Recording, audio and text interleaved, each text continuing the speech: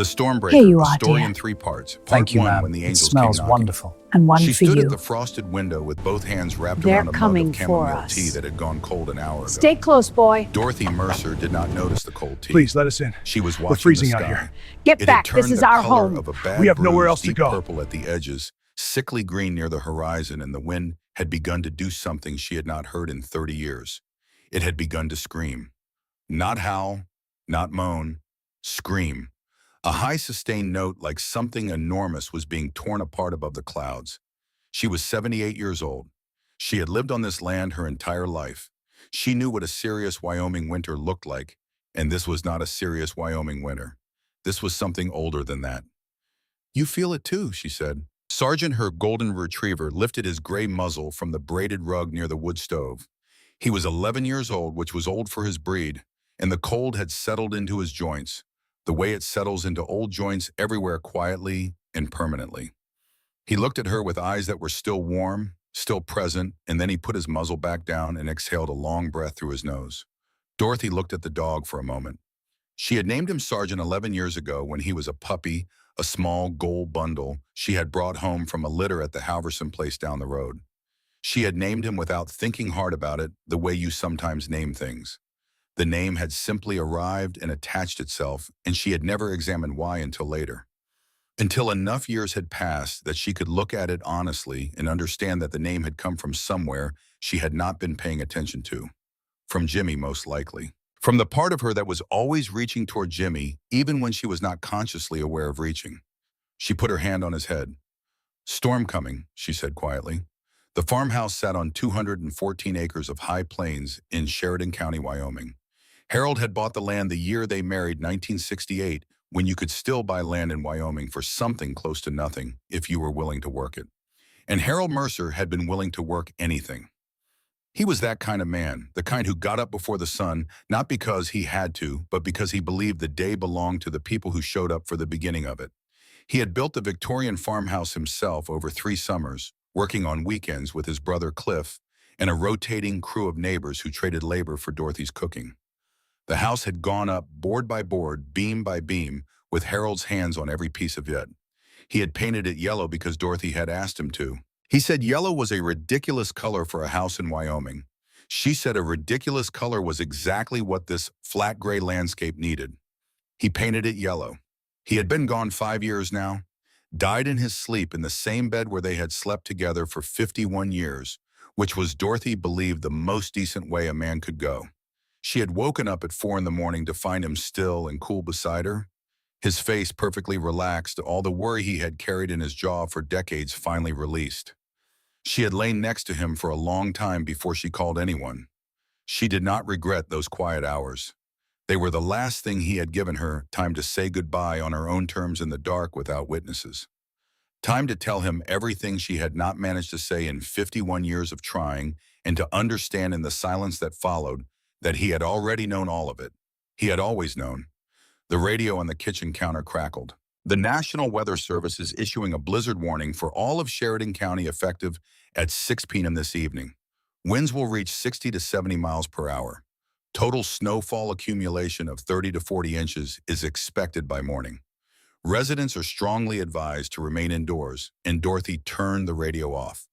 She had already checked the woodpile. It was stacked high on the back porch, covered with a tarp weighted down by 4 cinder blocks. She had already brought extra logs inside and stacked them beside the cast iron stove in the living room. She had already filled every large pot she owned with water in case the pipes froze. She had checked the kerosene supply for the hurricane lamps, located the extra blankets in the cedar chest at the foot of the bed, confirmed that the storm cellar behind the garden was unobstructed and accessible. Dorothy Mercer had been a registered nurse at Sheridan County Memorial Hospital for 40 years. She had spent 4 decades in an emergency room that served ranchers, farmers, miners, and their children across the whole of the High Plains. She had seen what happened when people were caught unprepared in a Wyoming winter. She had held the hands of people who had not prepared. She had driven to their funerals afterward and stood at the graveside in her good coat and thought they should have listened to the radio. She did not intend to be one of them. She carried her cold tea to the sink, poured it out, and looked through the kitchen window at the barn. The barn was 60 yards from the back door. Harold had rebuilt it in 1989 after the original structure was damaged in a windstorm. It was a solid building, dark red with a reinforced roof and thick walls that had weathered 35 Wyoming winters without complaint. She kept two horses in the barn, Clarence, a 20-year-old quarter horse who had been Jimmy's, and a younger mare she called Birdie. She had already brought them both extra hay and broken the ice in their water troughs. She had checked the latches on both stall doors. They would be fine. The barn was built to hold. On the wall above the kitchen sink between the window and the cabinet where she kept her good dishes, there was a framed photograph. It was a photograph of a young man in uniform. He was 23 years old in the picture, crew cut, jaw-squared eyes, carrying the particular expression that young men carry when they are trying very hard to look older than they are. He was handsome in the way that boys who grew up working outdoor land are handsome, not sculpted, not arranged, but put together correctly by a life spent in sun and weather. His name was James Mercer. Everyone had called him Jimmy. He had been gone 15 years.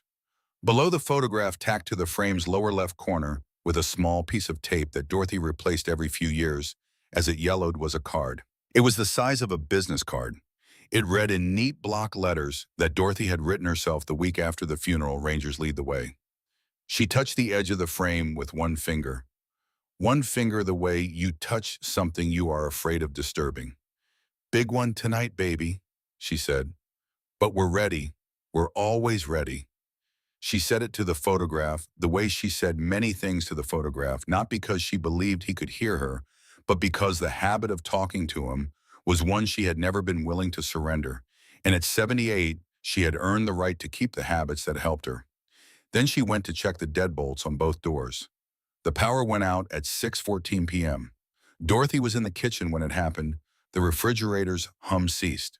The clock on the microwave went dark, and the furnace in the basement gave two short coughs and fell silent. The house dropped into a darkness so complete that for a moment she could see nothing at all. Then her eyes began to adjust, and the faint gray light pushing through the frosted windows gave back the shapes of things. She did not curse. She did not panic. She counted to 3. Then she moved. The kerosene lamps were on the shelf in the pantry. She lit 4 of them, carrying them to the living room, the kitchen, the hallway, and the bedroom. The cast iron stove was already loaded with wood, and she got it burning with 2 matches, the orange light spreading across the walls and bringing the room back to something close to warmth. She dragged the heavy cedar chest away from the bedroom wall, opened it, and pulled out the extra blankets, the quilts her mother had made, the wool blankets from the Army surplus store in Gillette that Harold had bought in 1974, and that were still, 50 years later, the warmest things she owned. There was something Harold had understood about quality that most people had forgotten, that the right thing purchased once lasted longer than the wrong thing purchased a dozen times. She checked the shelf near the back door. The .38 special revolver was where it always was, in the cigar box behind the extra flashlight batteries. She took it out, checked the cylinder, snapped it shut, and put it in the pocket of her apron. She did not think much about this. It was simply part of preparing, the same as lighting the lamps. Then she settled into her rocking chair. Sergeant came and put his head in her lap without being asked. The fire in the stove popped and breathed. The wind outside had gone beyond screaming. It had reached a register that was less sound than pressure, a constant physical force that pressed against the walls and found every gap in the window frames and sent thin, cold fingers under the doors. Dorothy pulled the oldest quilt up to her chin. It was a double wedding ring pattern. Her mother had made it, and her mother's mother before that had started it.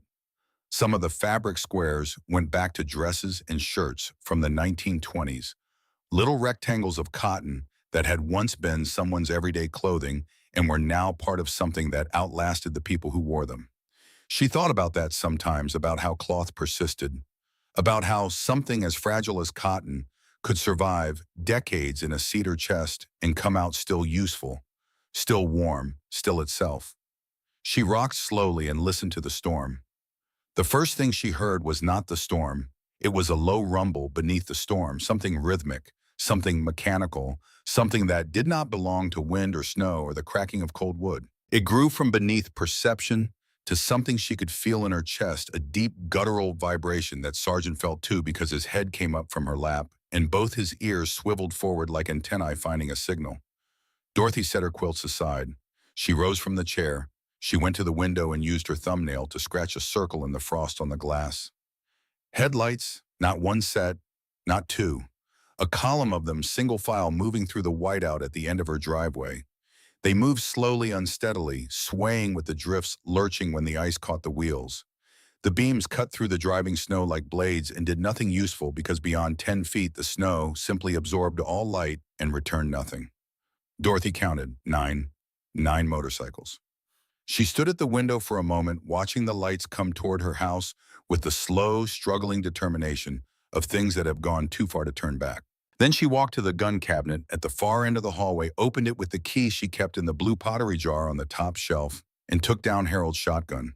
It was a 12-gauge side-by-side double barrel, old enough to have a crack in the stock that Harold had repaired with 2 wraps of electrical tape that he always meant to replace properly. The electrical tape was still there. Dorothy broke the breech, examined the shells, and snapped it shut with the practiced motion of a woman who had grown up on a ranch in Wyoming and had been shooting since she was 9 years old. She walked back to the living room. She stood in front of the fire with the shotgun in both hands and she waited. The engines cut out. The sudden silence was almost as shocking as the noise had been. In the absence of the engines, the storm rushed in to fill the space. The scream of the wind, the hiss of driven snow against the glass, the groan of the old house under the weight of what was accumulating on its roof. Then the boots, heavy boots on the porch boards. Multiple sets of them, the sound irregular, some heavier than others, all of them deliberate. The porch creaked and complained under the weight. And then the knock. It was not a polite knock. It was not the knock of a salesman or a neighbor or someone dropping off a Christmas tin. It was a fist hitting the door hard enough to shift the frame in its housing, a knock that said, "We are outside in the cold and we are not leaving." Dorothy raised the shotgun. She leveled it at the center of the door. "Get off my property." Her voice came out steady and flat. "I am armed and I will not ask twice." A pause, then a voice came through the door. It was deep, genuinely deep, not performed deep. The kind of voice that belongs to a large man who has had it long enough to stop trying to make it sound like anything other than what it is. And beneath the depth, it was shaking. Not with aggression, with cold. "Ma'am?" A pause, a breath that she could hear even through the storm and the thick oak of the door. "Ma'am, we are in serious trouble out here. One of my men is hurt.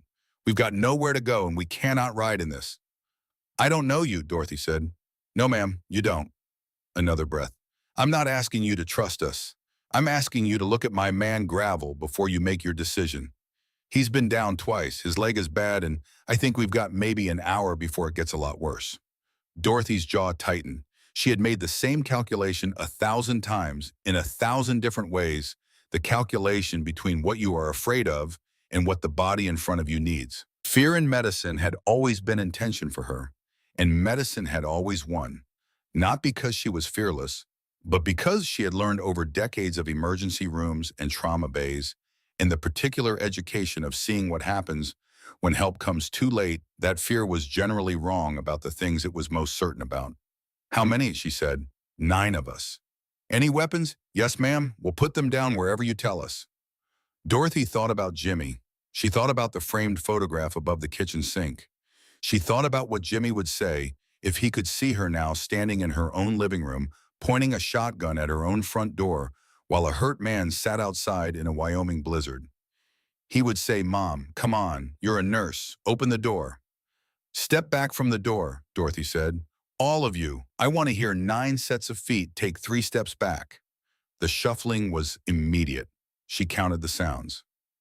9. She crossed to the door and threw the deadbolt. She grabbed the handle and pulled it open.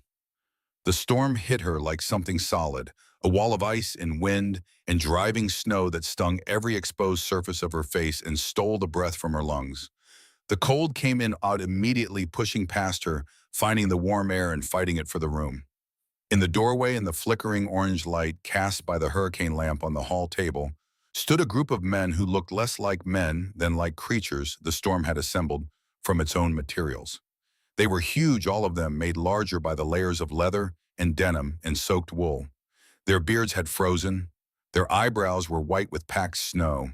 They wore goggles and scarves and heavy gloves, and they were coated, all 9 of them, in a layer of ice that told the story of how long they had been out in this and what it had cost them. The man at the front stepped into the light. He was enormous. Not in the exaggerated way of men who spend their lives in gyms, but in the foundational way of a man who was simply built large by genetics and then made larger by a life of physical work. He stood 6 feet 4 inches and his shoulders blocked the doorway behind him. His leather vest was dark and soaked, and on the back of it Dorothy could see a patch, though she couldn't read it clearly from this angle. His face, where it was visible above the frozen scarf he had pulled down, was rough terrain.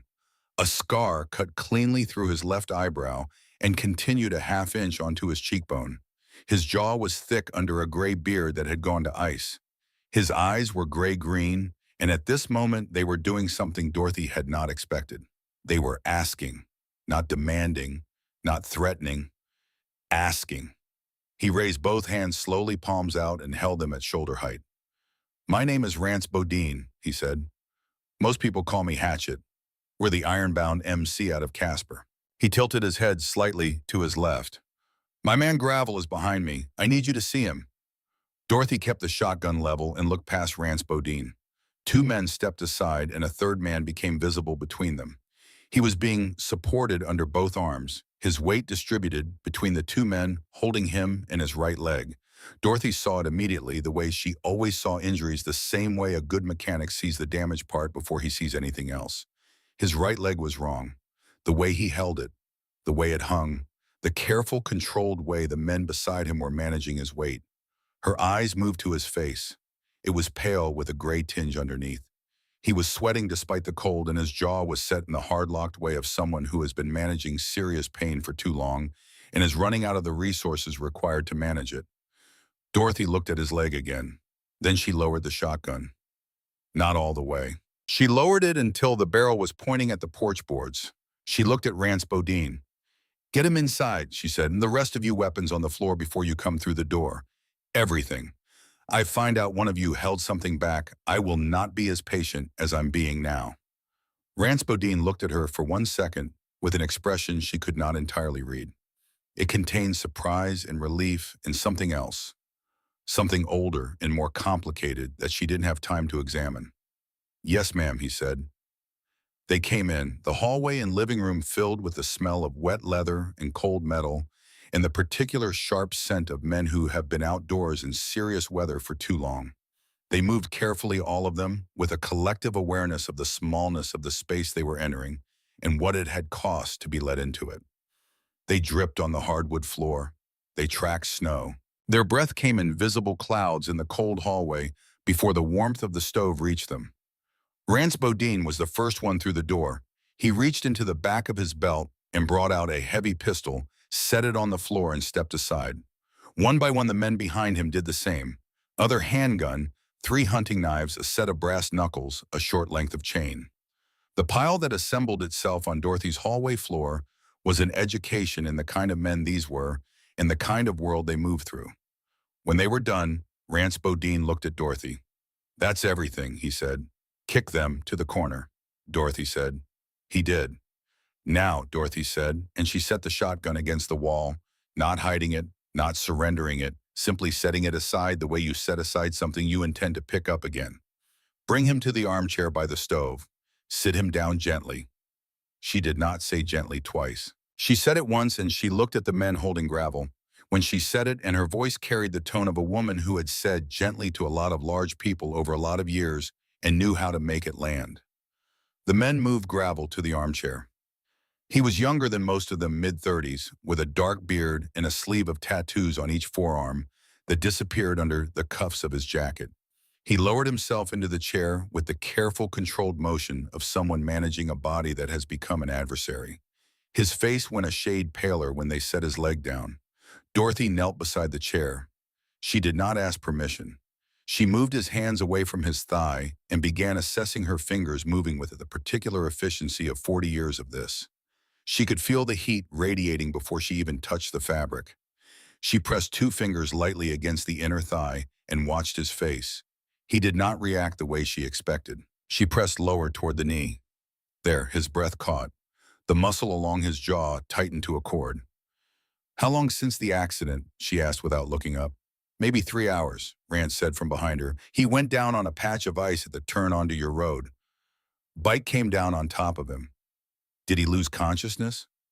Briefly, maybe 30 seconds.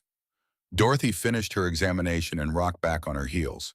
She looked at the leg for a moment, in the way she looked at things that required a decision fully without flinching, making sure she saw what was actually there rather than what was convenient.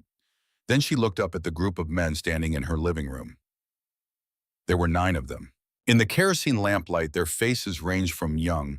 One of them barely looked 20, standing near the hallway door with his arms wrapped around himself and his teeth chattering audibly to weathered the faces of men who had spent decades outdoors in all conditions. All of them were watching her with the particular attention of people whose situation depends on a stranger's decision. "The leg isn't broken," she said. "Not displaced anyway. There may be a hairline fracture, but that's not the priority. The priority is that the swelling is compressing tissue, and if it gets worse, we'll be looking at a much more serious problem." She looked at Rance. "I have anti-inflammatory medication, and I have supplies for a proper compression wrap. But first, wet coats off. Shake them out on the porch, not on my floors. Anyone whose feet are wet gets boots off. Stack them by the door. I want everyone dry within 10 minutes. No one moved for a half second. Then Rance Bodine said, "You heard her. Move." They moved. Dorothy went to the kitchen. She stood at the stove and lit the burner with a long match, holding it to the bottom and listening to the catch. She pulled the heavy stew pot from the back burner venison stew she had made 2 days ago, thick with root vegetables and barley, and set it on the heat. She put the kettle on beside it. Through the kitchen window looking out into the white void of the storm, she could see nothing. 60 yards to the barn, and the barn might as well have been on another continent. She thought about Clarence and Bertie alone in their stalls. She had given them extra hay. The barn was solid. Harold had built it to hold, and everything Harold built held. She turned back to the stove and stirred the stew and took mugs from the cabinet. She counted them. 11 mugs. Enough. From the living room came the sounds of a group of large men attempting to be quiet in a space not designed for them, the careful setting down of heavy things, the muffled exchange of low voices, the creak of floorboards under redistributed weight. She could hear the youngest one saying something in a low voice, and she could hear one of the older men answer him in a tone that was short but not unkind. She was reaching for the coffee when she heard it. It was less a sound than the ghost of one so faint that if the storm had been any louder, she would have missed it entirely. A creak. Not the house settling. She knew that sound like she knew her own heartbeat, had known it for 56 years. This was the sound of weight on wood, the sound of a board that had not been touched in hours being touched by something alive. It came from the direction of the barn. Dorothy set the coffee tin down. She went back to the kitchen window and pressed her face close to the glass. She had scratched a clear spot in the frost earlier, and it had refogged, but she scraped it again with her thumbnail and looked through. The storm was total. White on white, the wind driving the snow horizontal, the world reduced to about 6 feet of visibility in any direction. And then in the beam of the one motorcycle headlight that was still on one of the bikes had not been fully switched off. Its headlight, cutting through the snow at a low angle toward the barn, she saw a shape, a silhouette, moving, not toward the house. Away from the house, toward the barn, pushing through the drifts with the desperate, leaning urgency of someone who is very cold and needs to get out of the weather and is willing to go anywhere that offers walls and a roof. Dorothy watched the silhouette reach the barn and push through the side door which she had closed, but apparently had not latched properly against the wind. She stood very still for a moment. 9 men were in her living room. Someone else was in her barn. She did not go back to the living room immediately. She stood in her kitchen and she thought about the situation with the same methodical clarity that had made her a good nurse for 4 decades. The men in her living room had accounted for themselves. They had not known about this person. She was reasonably certain of that. The alarm that would have crossed Rance Bodine's face if he'd known about a 10th person would not have been easy to fake, which meant this 10th person was not with them. Dorothy confirmed the revolver was still in her apron pocket. Then she went to the living room doorway. All 9 men looked up. "I need one of you," Dorothy said, looking at Rance Bodine. "The rest stay here. No one touches anything in this house while I'm gone." Rance Bodine stood immediately. He didn't ask questions. Dorothy noted this and filed it away. A man who had been in situations that required immediate compliance rather than discussion. Dorothy went to the back door and took her heavy wool coat from the hook beside it. She put it on, buttoned it, pulled on her boots, wrapped her scarf. She opened the back door. The storm hit her again. Full force, no shelter, just the raw, screaming cold of a Wyoming blizzard in December, 60-mile-per-hour winds driving snow that felt like ground glass against any exposed skin. She stepped out. Rance Bodine was directly behind her. She had not looked back to check whether he had a coat on. He was an adult. He was substantially larger than she was. He would manage. She put her head down and walked. The 40 yards to the barn was a different distance at night in a blizzard than it was on a summer afternoon. The snow was calf-deep in the open areas and knee-deep in the drifts, and the wind was constant and directional, pressing against her right side with a force that required her to lean into it. She counted her steps the way she always counted them on this path: 7 to the garden fence, 18 to the corner of the chicken coop, then straight ahead to the barn, and she made each step deliberately, planting her foot before shifting her weight. Behind her, close enough that she could feel his presence in the dark, Rance Bodine kept pace. She reached the barn door. It was cracked open 3 inches, the wind pushing and pulling it in irregular lurches. She put her hand on the handle and looked back at Rance. She held one finger to her lips. He nodded. Dorothy pushed the door open and stepped inside. The barn smell wrapped around her immediately, hay and horse, and the smell of old wood smells so deeply associated with her entire life that they were not so much a smell as a physical memory. Clarence shifted in his stall and blew through his nose. Bertie moved to the back of hers.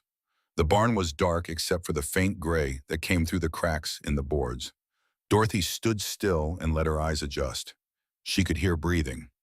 It was not the horses. "Come out," Dorothy said. Her voice was even. "I know you're in here. I'm armed, but I'm not going to use it unless you give me a reason." Silence. Then a sound from the hayloft. A shuffle, the whisper of hay being disturbed, the particular sound of someone who was trying to be still and couldn't manage it because their body was shaking too hard. Rance Bodine moved. He crossed the barn floor in 4 long strides and got to the loft ladder before Dorothy could say anything. He went up 2 rungs. He reached up and closed his hand around a boot, a small boot comically too large for the foot inside it, and pulled. There was a yelp, a short, sharp, genuinely frightened sound, and then a figure tumbled down from the edge of the loft and landed in the loose hay below, with an impact that raised a small cloud of dust. Dorothy was beside the figure before Rance had come back down the ladder. She knelt. It was a girl. She was young, 16 maybe, or younger, and she was wearing layers of mismatched clothing that were soaked through despite the fact that she'd gotten out of the weather. She had a winter coat 2 sizes too large, a sweatshirt beneath it, jeans with the knees worn through, and the oversized boots that had given her away. Her hair was brown and matted against her face with melted snow and sweat. Her lips had a blue tinge that Dorothy clocked immediately and clinically. The girl scrambled backward in the hay until she hit the stall door, and then she held up a rusted screwdriver in front of her with both hands, her arms shaking so hard the tool rattled. "Get back," the girl said. Her voice was cracked and thin with cold, and something else that Dorothy recognized, the particular register of someone who has been frightened for a very long time and is now at the absolute end of their resources trying to sound like someone who hasn't been. Dorothy held up both hands and let the girl see them. "I'm not going to hurt you," Dorothy said. She kept her voice low and flat, and even the voice she had used in emergency rooms for 40 years when a frightened patient needed something to anchor to. "My name is Dorothy Mercer. This is my farm. I'm a nurse. Can you tell me your name?" The girl's eyes moved to Rance Bodine, who was standing at the base of the ladder behind Dorothy. Something moved across the girl's face, not the general fear, but a specific recognition. She looked at his vest, at the patch. She seemed to be making a calculation. She looked back at Dorothy. "Renma," the girl said. Her voice broke slightly on the single syllable. "Okay, Renma," Dorothy said. She reached out very slowly and pushed the screwdriver gently aside. The girl let her. "How long have you been outside?" "I don't a long time. My car went in the ditch, miles back." The girl was speaking in pieces, her breath coming in short pulls. "I saw the headlights. I followed them because I thought maybe I could find somewhere." "You walked," Dorothy said. "I didn't want to freeze." Dorothy glanced at Wren's feet. The boots were enormous, and the girl's own feet inside them were, she could tell from the way the girl was sitting, The way she was not moving her feet at all, the careful stillness of someone who has learned that moving them hurts at the early stages of frostnip at a minimum. Dorothy looked back at Rance Bodine. He was not the man who had knocked on her door 20 minutes ago. Something had shifted in his face when the girl fell out of the hayloft. Some quality of the hard surface had gone soft in a way that he had not managed to control quickly enough. He was looking at Wren with an expression that Dorothy filed away without examining because there were more urgent things. "Pick her up," Dorothy said. "She can't walk on those feet." Rance Bodine knelt down without hesitation. He said quietly, "It's okay. I've got you." He slipped one arm under Wren's knees and lifted her as though she weighed nothing, which she nearly didn't, Dorothy thought, and stood up. The girl was too cold and too exhausted to fight him. She put her head against his chest and closed her eyes. Dorothy led them back through the storm. When they came in through the back door, Dorothy ahead and Rance behind, with the girl in his arms, the living room went quiet in a way that was different from the quiet before. The 9 bikers who had been in the process of warming themselves, removing boots, accepting the mugs of stew Dorothy had left warming all of them, stopped. All of them looked at the girl. The youngest one, the boy with the chattering teeth, stood up from the floor so fast he knocked over his mug. Dorothy set her coat on the hook. "Make room by the stove," she said. "She goes in the center. Everybody else moves out." They moved. Rance set Wren on the floor near the fire, and Dorothy knelt beside her and began assessing her feet with the same methodical directness she had used on Gravel's leg. The girl hissed through her teeth when Dorothy touched her left foot. "Frostnip," Dorothy said. "Both feet. We got her in time, but just." She looked up at the men. "Warm water, not hot. Lukewarm. Someone fill the basin on the kitchen counter. If you can hold your hand in it comfortably, it's right. Do not use hot water." One of the men, a heavy-set one with a spiderweb tattoo on his neck, who they apparently called Slab, went to the kitchen immediately. Dorothy looked at the girl. "Wren," she said, "you're going to be all right. I've got you." The girl looked up at her. Her eyes were brown and very tired, and beneath the exhaustion there was something in them that Dorothy recognized from 40 years of emergency rooms and the particular patients who arrived in them, not because of accidents, but because of choices that other people had made for them. A fear that had been there before the storm started and would still be there when the storm was over. A fear that was not about weather. Dorothy had seen that fear before. She knew exactly what it meant. She did not ask about it tonight. There would be time if she handled the next few hours correctly. "Rest," Dorothy said. "Nobody here is going to hurt you." The fire in the cast iron stove popped and breathed. The storm pressed against the walls. The lamplight moved slowly over the faces of 9 rough men who were eating Dorothy Mercer's stew and sitting carefully on her furniture, and not any of them making a sudden move. Dorothy sat back in her rocking chair and let the room settle. She looked at the mantel above the fireplace where the kerosene lamp threw its light across the objects arranged there, a small clay pot that Jimmy had made in 3rd grade, one of his first attempts at ceramics, lopsided and beautiful. A photograph of Harold and Dorothy on their 40th anniversary, Harold grinning and Dorothy looking at him sideways with the expression she'd had on her face for 51 years, whenever he made her happy, and she didn't want him to see that he had. A glass paperweight shaped like a globe that had belonged to Dorothy's mother, and the framed photograph of the young man in uniform. Rance Bodine had gone back to the armchair closest to the door. He was not eating, he was looking at the mantel. Dorothy watched him from across the room. She watched his body do something she had seen bodies do when they recognized something they were not prepared to recognize. It was a subtle thing, a stillness that was different from relaxed stillness, a stillness that was braced, the stillness of a man who has seen something and is trying to decide what to do about it.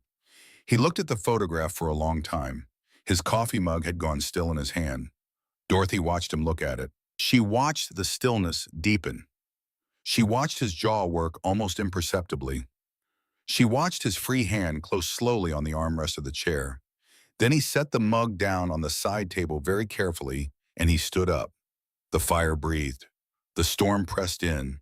The room was warm and full of living people and the smell of venison stew. And Dorothy Mercer sat in her rocking chair and watched Rance Bodine walk toward the mantel like a man walking towards something he had been walking toward for a very long time and had never expected to actually reach. She already knew before he touched the frame what was coming. She did not know how she knew. She simply did. The way you know certain things, not because you've reasoned your way to them, but because something older than reason has recognized them first.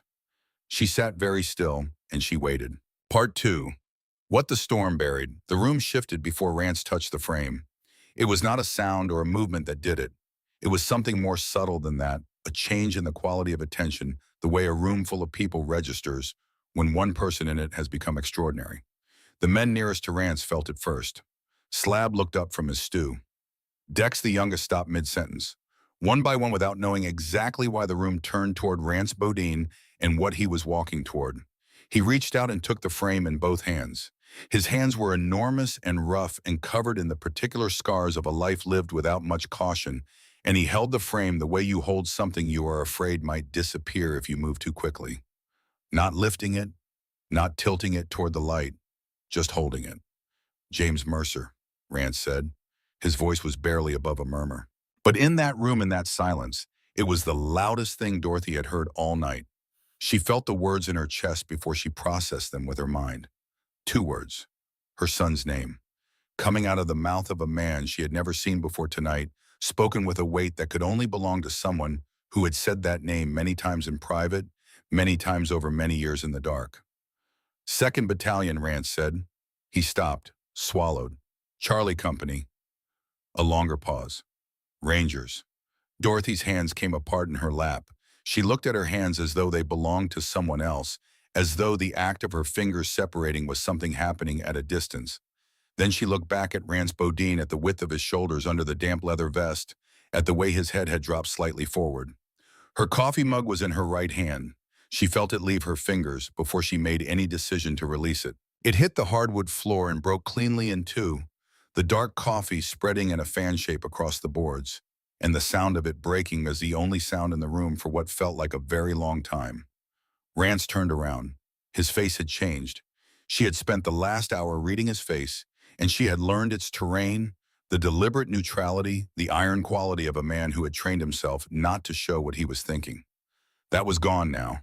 What was underneath it had not seen the surface in a long time.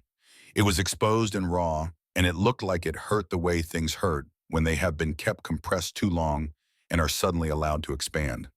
He reached up with his right hand and pulled the collar of his shirt to the side, sliding the fabric off his right shoulder.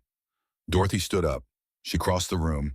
She stopped 18 inches from him and looked at his shoulder. The tattoo was done in precise military block letters, the kind of lettering that carries its own gravity, the kind that means something was meant to be permanent and done by someone who understood that permanence.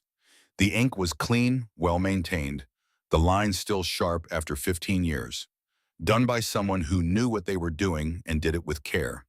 J. Mercer. And below it, on a single line, October 14th, 2009, Dorothy stood very still. She was a nurse. She had spent 40 years being the person in the room who did not fall apart. She had been present when grief arrived, like a physical force, and her job in those rooms had been to remain standing, to be the anchor point that other people oriented to when everything else was moving.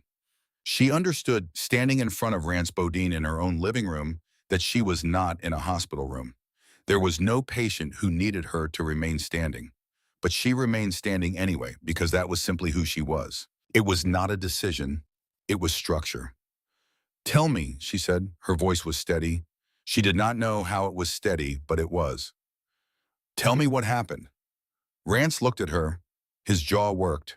He was a man who had spent a long time building a structure around certain things, a structure made of forward motion and noise, and the particular busyness of a life lived at high volume, and right now that structure was failing in ways he could not control. Sit down, Dorothy said gently. Both of us. She led him back to the armchair. She pulled the wooden chair from beside the side table and sat across from him, close enough that their knees were nearly touching. Behind her, the room was absolutely still. The men who had gone, perfectly still, Wren on the floor by the fire with her feet in the warm basin, Sergeant in the corner watching with his old patient eyes. But the room had receded. There was only this. Rance Bodine leaned forward with his elbows on his knees and his hands clasped together, and he looked at the floor for a long moment before he looked up at her. We were in the Korengal, he said. October 2009, 3rd week of the deployment. He stopped, started again. We took fire from 3 positions simultaneously, a coordinated ambush. We had 8 men in a patrol that should have had 12, but we'd had 2 vehicles go down that morning, and command hadn't redistributed yet. He shook his head at that, the old anger of it still present after 15 years. I took a round in the thigh. Femoral wasn't hit, but I was losing blood, and I couldn't move my leg. I was in the open, maybe 25 yards from cover. He stopped. In the fireplace, a log shifted and resettled. The storm pressed against the walls. The extraction bird that was inbound, Rance said. 8 minutes out. Captain was screaming at everyone to pull back to the rally point and wait. Reasonable call. Tactically correct. I would have made the same call. He looked at his hands. Your son was behind cover. He was safe. He didn't have to do anything. Dorothy said nothing. She watched his face. He came out, Rance said. He just stood up and came out, running, in open ground under active fire at a full sprint. The captain was screaming at him. I was screaming at him. I told him to go back. I told him I'd be fine. Rance's voice dropped to something barely above a whisper. I was lying. I would not have been fine. The fire breathed. He grabbed my vest. He was not a big man, your son. He was maybe my height, but he didn't have my weight. But he dragged me. 40 yards across open ground. I have thought about it for 15 years, and I still cannot explain how he did it. Rance's hands tightened against each other until the knuckles went white. He got me behind a collapsed wall, got me to the medic. The medic got a tourniquet on me inside 30 seconds, and that tourniquet is the reason I have a right leg today. The fire breathed. Jimmy took the round just as he cleared the wall, Rance said. Sniper, single shot. He stopped. A long stop. He fell against me. It was fast. I want you to know that. It was very fast. He didn't suffer. Dorothy's eyes were wet. She did not blink them clear. She simply let what was happening happen, sitting straight in her chair with her hands in her lap, and she looked at Rance Bodine's face, and she listened with everything she had. He said something, Rance said. At the end, he turned his head and he looked at me and he said it clearly. He wasn't confused. It wasn't the words of a man who didn't know what he was saying. Rance looked up and met her eyes directly and held them. He said, tell Mom don't sell the farm. She loves that view. The sound that came out of Dorothy Mercer was not a word. It was something older than words. Something that had been compressed for 15 years in the space behind her sternum, and it came out now as a single exhalation. A sound that was grief and recognition, and the profound, disorienting relief of receiving something you had stopped believing would ever come. A message. A real message. Not the clean official language of the military report she had read until she had memorized it. Not heroic action under fire. Not died of wounds sustained in combat. Her son's actual last words carried for 15 years in the chest of a man who had been looking for her. She pressed both hands flat against her sternum. Rance bowed his head. I looked for you, he said. When I got back stateside, I knew his last name. I knew he was from Wyoming. Farm boy, he always said. Yellow house. Best view in the state. Rance shook his head. Do you know how many Mercers there are in Wyoming? I hired a private investigator 3 years in. Couldn't narrow it down. I didn't know your first name. I didn't know what county. I just knew Yellow House in Wyoming and that the view was something his mother loved. He looked up at her. I never stopped looking. I want you to know that. I never decided it didn't matter. I just couldn't find you. Dorothy reached out and took his hands.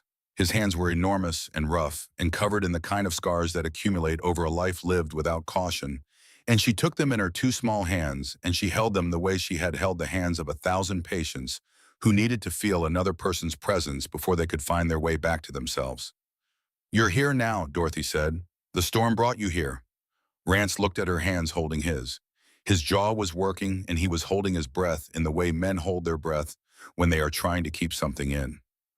I failed him, Mum, Rance said. No, Dorothy said.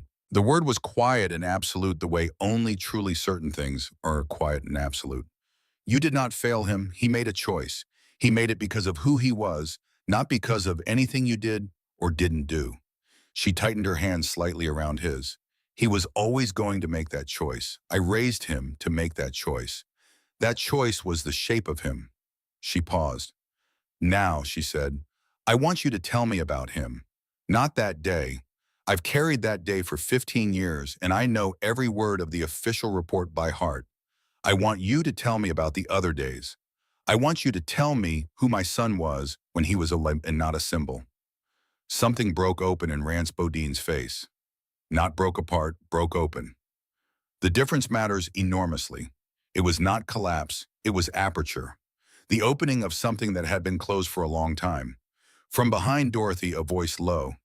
The big man they called Slab said quietly, I can start, if that's okay. Dorothy looked back. Slab was sitting on the floor near the wood stove, his enormous frame folded into something smaller than it had been all night, his forearms on his knees. His eyes were red. He looked like a man who had been holding something and was grateful to be allowed to put it down. Please, Dorothy said. The dog, Slab said. Tell her about the dog first. Rance looked at Slab. Something passed between them, the particular shorthand of men who have shared significant time and significant loss, and Rance made a sound that was almost a laugh. The first sound of that kind Dorothy had heard from him. The dog, Rance said. He looked at Dorothy. Your son smuggled a ball into Fort Benning. Dorothy blinked. He what? Stray, brown and white, maybe 20 pounds. Found it outside the wire during a training exercise, and somehow, to this day, I genuinely do not know the logistics of how he managed this, somehow got it back onto the base, and hid it in the barracks for 3 weeks. Rance shook his head slowly. 19 men in that barracks. Every single one of them knew about the dog. Not one of them said a word to anyone outside. What was the dog's name? Dorothy asked. Rance smiled. A real smile, the kind that lives in the eyes first and reaches the mouth second. Sergeant, he said. Dorothy's hand went to her mouth. Behind her, Sergeant, the golden retriever, lifted his old gray head from the rug and looked around the room with the alert expression of a boy who has heard something significant. Dorothy looked at the boy. She looked at him for a long moment. She had named him Sergeant 11 years ago, without thinking hard about why. The name had simply arrived. And now, sitting in her own living room in the middle of the worst storm in 30 years, she understood for the first time where it had come from. Not from nowhere. From Jimmy. From whatever part of her had been carrying Jimmy all along and expressing him in ways she hadn't recognized. She had given her dog the same name Jimmy gave every dog he ever found. She had been doing it without knowing she was doing it. The tears came then.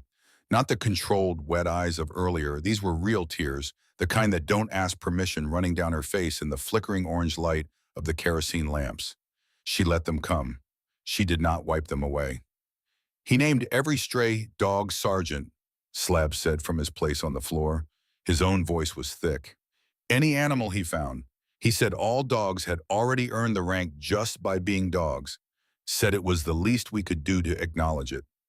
Dorothy laughed. It was a wet and broken laugh, but it was absolutely a laugh coming up through the grief and the 15 years and the exhaustion of the night. She laughed the way you laugh when something is so perfectly, recognizably true that laughter is the only honest response. Rance Bodine watched her laugh, and the expression on his face was the expression of a man who has been carrying a very heavy thing for a very long time and has just been told he is allowed to put it down. The room exhaled, and then the house tried to kill them all. The first sound was a crack so sharp and so loud that 3 of the bikers were on their feet before the echo died. Not the sound of wood under pressure, the sound of wood that has resolved the argument with physics by losing it completely. Dorothy was on her feet the same instant. She looked at the ceiling. The plaster above the hallway had developed a sag that had not been there 20 minutes ago. A long, gradual belly of wet plaster being pushed down by the weight of snow on the roof above. As she watched, a crack ran from one side to the other, and a section of plaster the size of a dining table separated from the ceiling and came down in a white explosion of dust and debris. The roof, Rance said? He was already in motion, not the motion of panic, but the motion of a man whose instincts had been trained for situations that moved fast and required immediate correct action. Load distribution is failing. We need to move now. Another crack, deeper this time, somewhere above the master bedroom. The house shuddered, a full-body shudder that Dorothy felt through the soles of her feet. The storm cellar, Dorothy said. Her voice was entirely level. Outside, behind the garden, 40 yards past the back door. Interior access, Rance said. Blocked. Storage boxes I haven't moved in 3 years. Rance looked at her for 1/2 second. Outside it is. He turned to the room. On your feet. Everything you came in with. Gravel, you need 2 people, slab decks, you've got 'em. Ren, he looked at the girl who was already pulling her 2 large boots back onto her feet with the focused speed of someone who had spent the last hour recovering and was now spending every bit of that recovery. Can you walk? Yes, Ren said. Stay next to Mrs. Mercer. Do not leave her side. A third crack from above, and this time the main support beam running the length of the hallway bowed visibly downward. Dust rained from every joint in the ceiling. Dorothy went to the mantel. She looked at the photograph of Jimmy. She did not take it. The glass was already cracked from the vibration, and plaster dust was settling across the surface. And she understood with the absolute clarity that comes when there is no time for anything but clarity, that the photograph was going to burn with the house, and there was nothing to be done about that. The house was Harold's. The photograph was Jimmy's. What she carried of them was not on a mantle. It was not in a frame. It could not be destroyed by fire or storm. She turned away. She went to the corner of the room and picked up Sergeant. The dog was too heavy for her under normal circumstances, but she got him up and held him against her chest, and he went still and let her carry him the way old dogs do when they understand that their person needs them to be manageable. I've got the dog, a voice said beside her. It was Dex, the youngest, the kid who had been chattering with Cold 2 hours ago. He reached out and took Sergeant from her arms with careful hands, shifting the dog's weight against his own chest. I've got to eat, ma'am. Go. Dorothy looked at him, 20 years old maybe, with the face of someone who was not yet done becoming who he was going to be. Thank you, she said. They went out the back door in a group. The storm had not changed its mind. It was still the same storm it had been all night, the same 60-mile-per-hour winds, the same horizontal snow, the same cold. That was not a temperature so much as a presence, something alive and vast and entirely indifferent to human plans. It hit them as a group and tried to separate them, and for a moment it nearly succeeded. The wind caught the door and wrenched it out of Rance's hand and slammed it back against the house frame hard enough to break the glass in the small window beside it. Chain up, Rance said. Physical contact. Nobody releases until we're underground. They formed a line. Dorothy was behind Rance, her hand gripping the back of his belt. Ren was behind Dorothy, one hand locked on Dorothy's coat sleeve. Behind Ren, the men extended back toward the house, each hand on the person in front of them. Dex at the back with Sergeant tucked against his coat. Dorothy put her head down and counted. 7 steps to the garden fence. The fence was buried. She found it by feel her boot catching the top rail under the snow, and she stepped over it and kept moving. 18 steps to the corner of the chicken coop. She found the corner and turned slightly left. Straight ahead. 40 yards. She had walked this path 10,000 times in every season and condition Wyoming had offered her over 56 years. She walked it now with her eyes nearly closed against the driving snow, and she counted steps and she did not stop. Behind her, above the screaming of the wind, she heard the house. She heard it the way you hear a sound you have been dreading. Not with surprise, but with the grim recognition of something arriving that you knew was coming. A low, sustained, structural groan. Then a crack that was louder than anything she had heard all night, a sound she felt in her molars and her sternum simultaneously. Then the cascade of smaller failures that follow the main one, each piece of the structure releasing in sequence as the load it had been bearing transferred to whatever was next and overwhelmed it. She did not look back. Rance's hand closed over hers on his belt, not replacing her grip, covering it. She felt the weight of his hand, and she kept walking. The storm cellar mound appeared from the whiteout when she was 6 feet from it, a hump of snow with 2 iron handles protruding from the slanted double doors, the metal catching what little light existed. There, she said. The men fell on the doors. The snow had packed into the seams and frozen. The handles were ice-coated. They clawed at the edges with their hands, the cold biting through their gloves. Latch is center seam, Dorothy said. 6 inches below the handles. The ice will be thickest right there. Slab drove his fist into the center seam twice. The ice shattered. He found the iron ring beneath and closed his hand around it and pulled with the full weight of a man who was not small, throwing every pound of it backward. The doors gave with a shriek of frozen hinges, all releasing at once, and a black opening appeared in the snow. Cold air came up from below. But it was still air. Sheltered air. "Ren first," Dorothy said. "Then me. Then Gravel. Then everyone else. Last, the man pulls the door shut and throws the interior bolt left side of the frame." They went down. The storm cellar was exactly the same as it had always been. 12 feet by 10 concrete floor and walls, wooden shelving along three sides loaded with the preserved product of 40 years of Dorothy's canning. Peaches in their syrup, green beans packed in salt, beets pickled with cloves and vinegar, apple butter, relish, corn. The fruits and vegetables of every autumn she had lived here, rendered permanent in glass row on row, the material record of a life carefully tended. The hurricane lamps were on the shelf to the left of the stairs. Dorothy found them before anyone asked. She found the tin of matches beside them. She lit both lamps and handed one to Rance and set the other on the shelf where it could throw light across the whole space. The doors above them closed. The bolt was thrown. The storm became a murmur. Not gone, still immense, still moving above them with all its force, but separated from them now by 8 feet of earth and 2 heavy wooden doors. Reduced to something like the sound of the sea heard from inland. Present, but distant. Something they had survived rather than something they were inside. Dorothy looked at her people. 10 of them and a dog. Gravel on the floor with his back against the far wall, his leg extended, his color concerning. Wren beside him, knees pulled up, the color returning to her face. Slab on an overturned crate filling most of one corner. Dex in the corner near the stairs, Sergeant pressed against his leg. Dorothy did a count. 2 lamps, enough kerosene for several hours. The canned goods required a can opener she did not have down here, but there was one on the 3rd shelf beside the emergency candles. She had put it there herself in 1987 after a tornado scare and had never removed it. She also knew exactly where Harold's moonshine was. Harold had kept a ceramic jug on the bottom shelf of the cellar's back wall since approximately 1991. He had kept it there specifically because Dorothy had told him she didn't want to see how much of it he made. She had found it on the bottom shelf during a cellar reorganization in 2003 and had left it there without comment because Harold's moonshine had exactly 3 legitimate uses, and she had wanted to keep those options available. She had not told Harold she knew. He had not asked. Some arrangements in long marriages work better unspoken. One of the 3 legitimate uses was surgical sterilization. She looked at Gravel's leg. "Body heat is our primary resource," Dorothy said. "We pack against the back wall.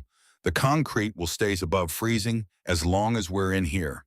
She looked at Gravel. "How is the leg?" "Hurts," Gravel said.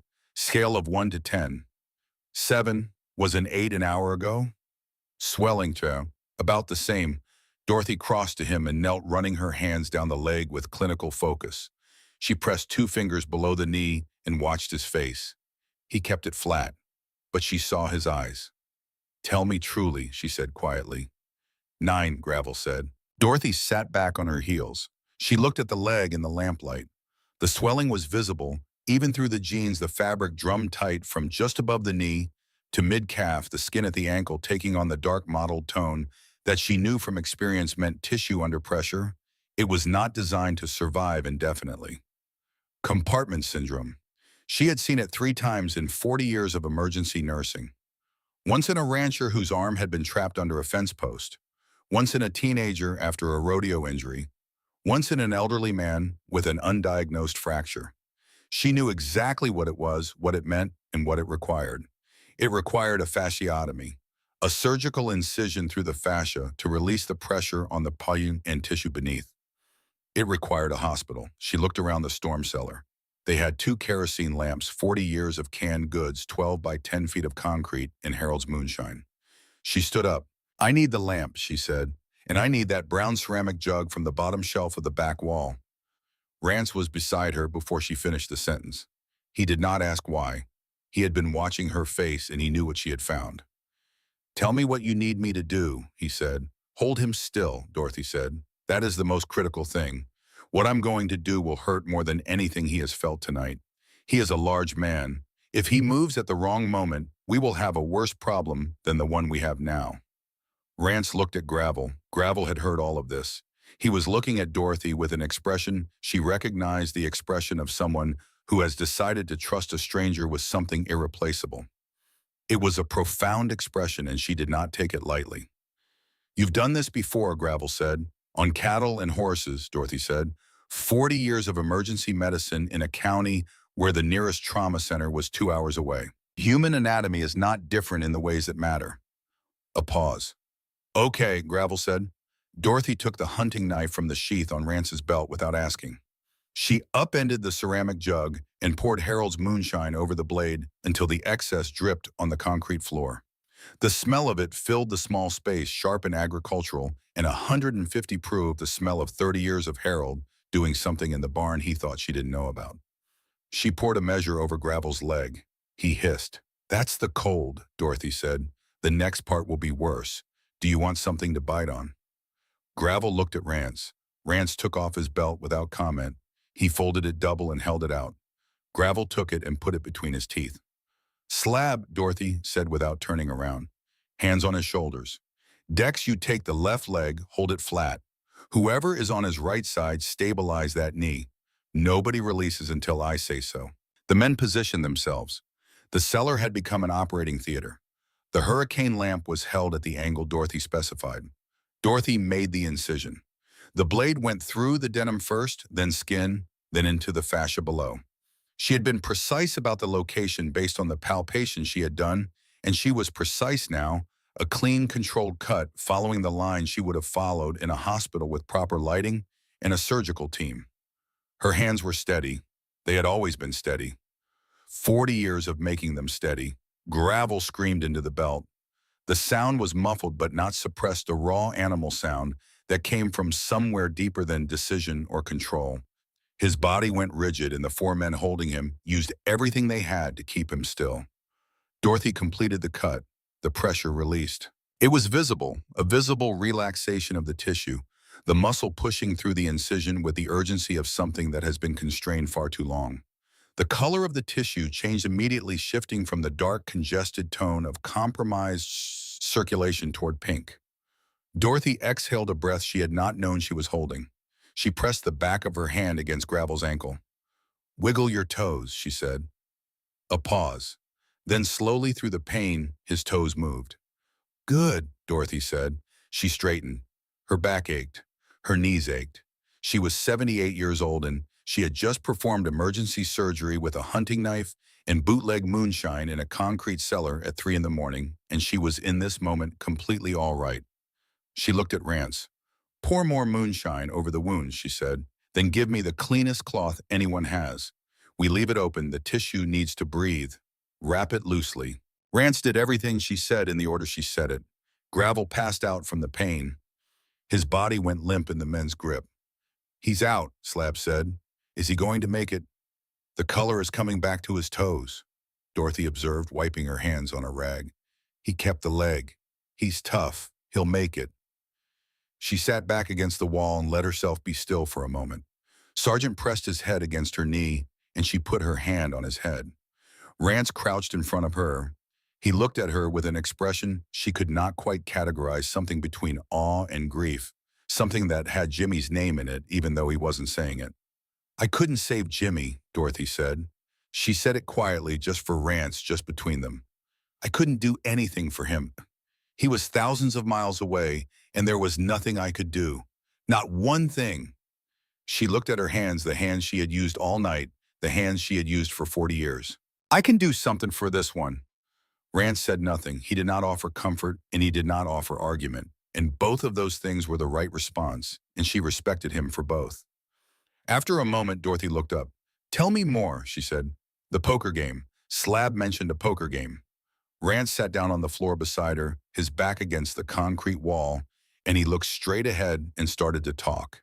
He talked about the poker game where Jimmy had bluffed the entire platoon with a pair of twos and won a month's worth of cigarettes, then given all of them away to the four men in the unit who actually smoked because he didn't smoke himself, and said it seemed wrong to hold currency you had no use for. The men he gave them to had been confused. Jimmy had told them it wasn't generosity, it was accounting. He talked about how Jimmy had carried 2 photographs, one of the farm, one of Dorothy, and How when new men arrived in the unit, Jimmy would show them the photograph of the farm and tell them that when they got home, they should drive to Wyoming because the view from that porch was the best thing in North America.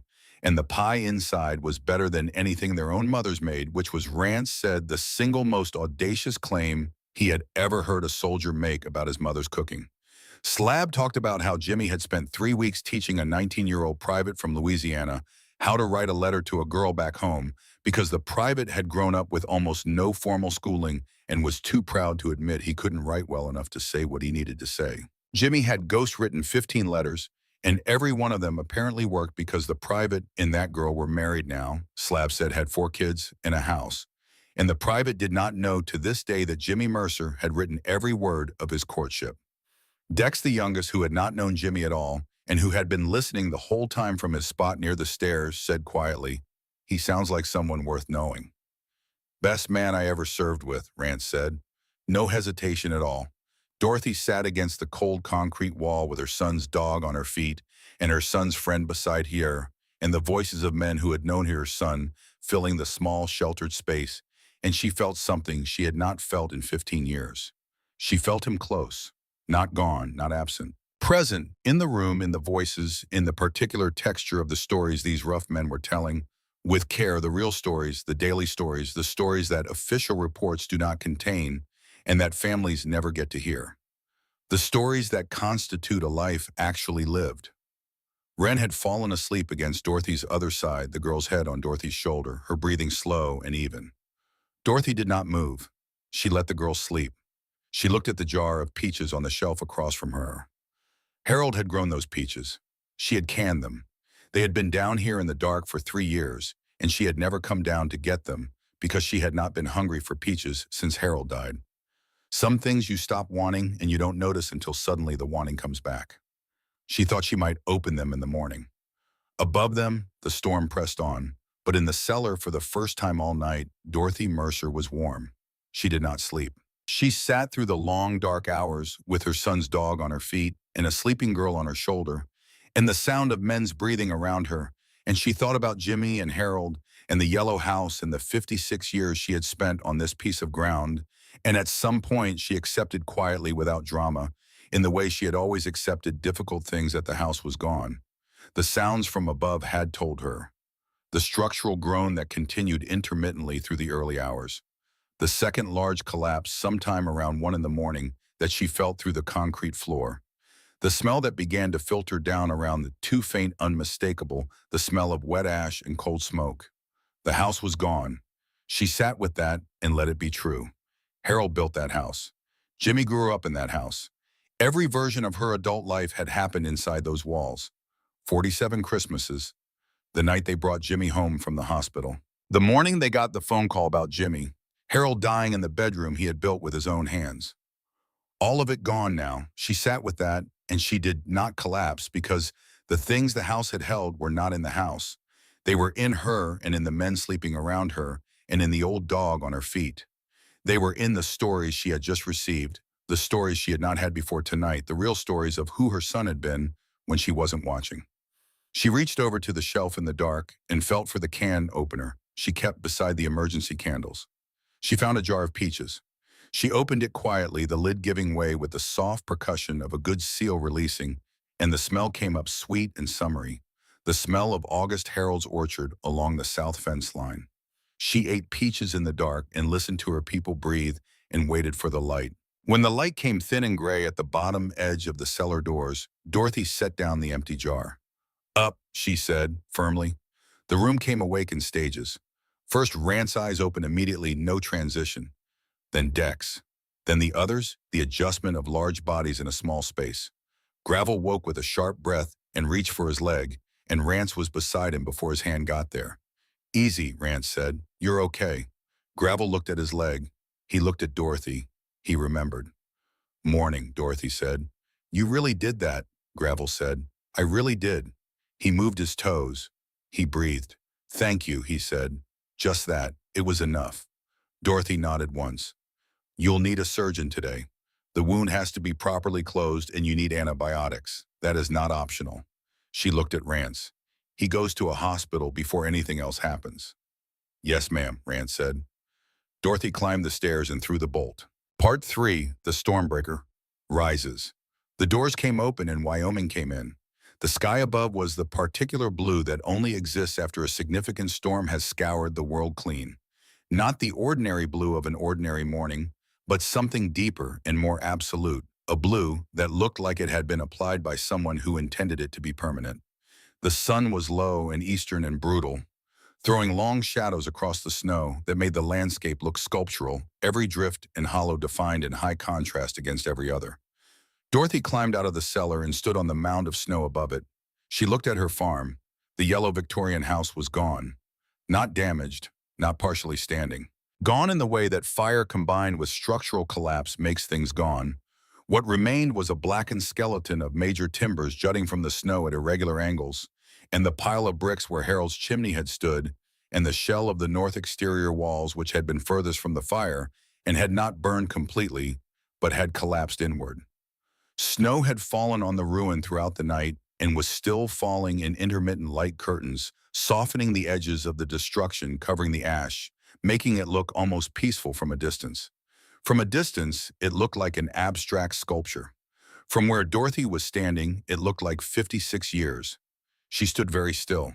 She had processed this in the dark during the long hours in the cellar, when the sounds from above had told her everything she needed to know. She had allowed herself to understand it fully there in the quiet so that she would not be destroyed by it now in the open with other people around her who needed her to be functional.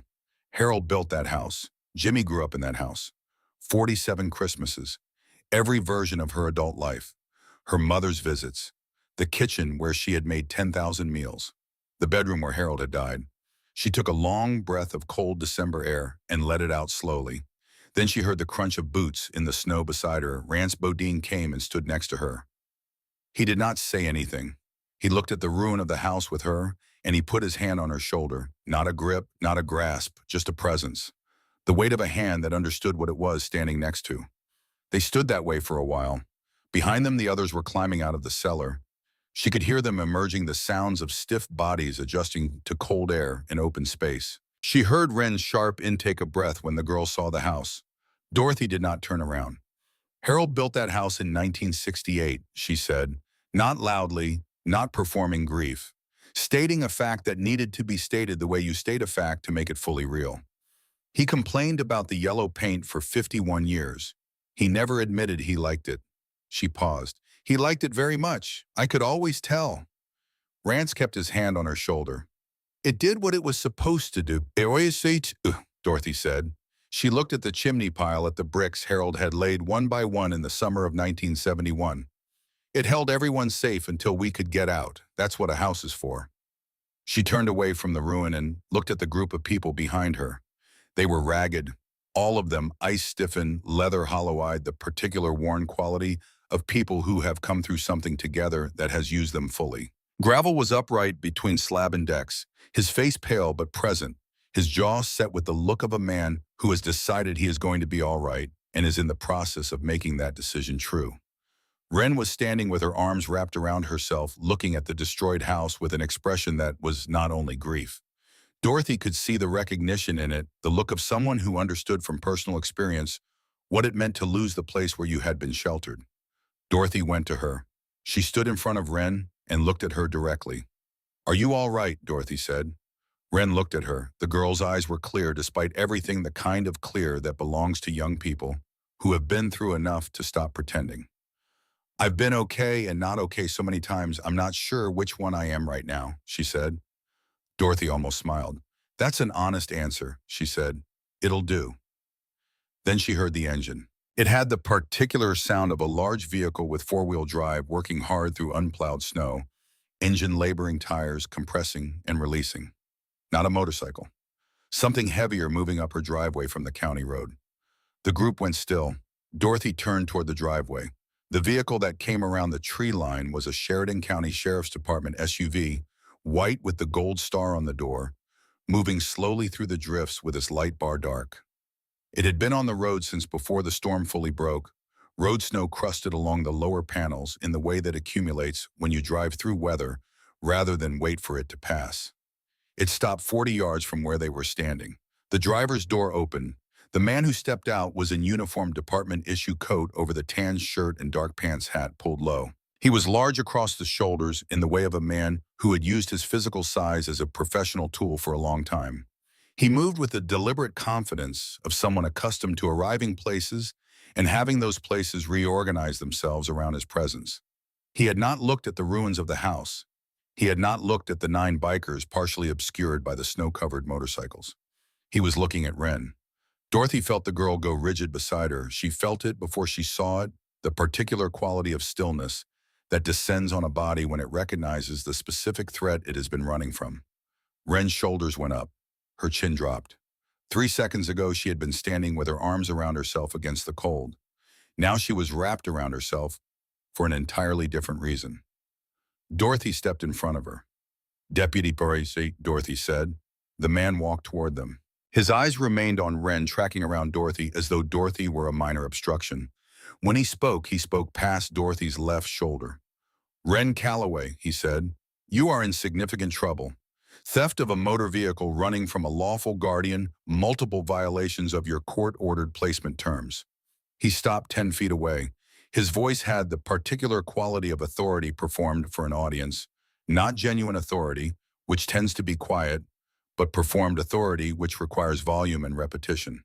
"Get in the vehicle." "She's not going anywhere," Dorothy said. The man looked at Dorothy. His name was Garrett Spivey. Dorothy did not know him personally, which was not surprising. Sheridan County was large, and she had not been the kind of person who had regular contact with law enforcement. But she had spent 40 years in an emergency room, and she had learned over those decades what the inside of a man's character looked like when it was under pressure. She was seeing Garrett Spivey's character now. It looked like a man who had never in his professional life encountered a situation that did not eventually yield to the combination of a badge and a raised voice. "Ma'am," Spivey said with a patience that was not patience at all, "this is a law enforcement matter. This girl is a ward of the state placed in my lawful custody. I am here to return her to that custody. I would strongly encourage you to step aside." "I'm not going to do that," Dorothy said. Spivey looked at her. He looked at the destroyed house. He looked at the assembled group of people, and now he was really seeing the bikers, the leather vests, and the road-worn faces and the general collective quality of 9 men who had not been designed to be impressed by a uniform. Something moved across his face. The recalculation of a man who has walked into a situation expecting one set of variables and found something entirely different. But he had made his decision before he got out of the vehicle. Dorothy could see that in the set of his shoulders and the line of his jaw, and men like Garrett Spivey did not unmake decisions easily in front of witnesses. Unmaking decisions in front of witnesses required a kind of self-awareness that he had not demonstrated. He stepped forward and put his hand on Dorothy's shoulder and pushed. It was a dismissive push, the push of a man removing an inconvenience from his path, the push of someone who had never considered that the inconvenience might have consequences. Dorothy stumbled sideways into the snow. Her right knee went down. Her hand went out and found cold-packed snow, and she caught herself. She was on the ground for perhaps 3 seconds. The sound that followed was not loud. It was the sound of 9 men's boots in snow moving simultaneously, and it was the most purposeful sound Dorothy had heard in a long time, a sound with direction and intent and the particular quality of motion that has made a decision. Rance Bodine came around the motorcycles and through the space between Dorothy and Spivey and stopped with his face 8 inches from the deputy's face. He was 6 inches taller and significantly wider, and he had not slept and had not eaten and had spent the night in a concrete cellar after losing a house and watching a man nearly lose a leg. And he was, Dorothy could see from where she was getting back to her feet, entirely and completely prepared to be exactly as serious as the situation required. He did not touch Spivey. He did not need to. "You just put your hands on a 78-year-old woman," Rance said. His voice was very quiet. This was worse than if it had been loud. "In front of witnesses." Spivey's hand moved toward his service weapon. Not a draw, a touch, a reassurance, a man checking that his advantage was still present. "I wouldn't," Rance said, still quiet. From Spivey's left, slab had appeared. From his right, 3 others materialized from the ruined porch area.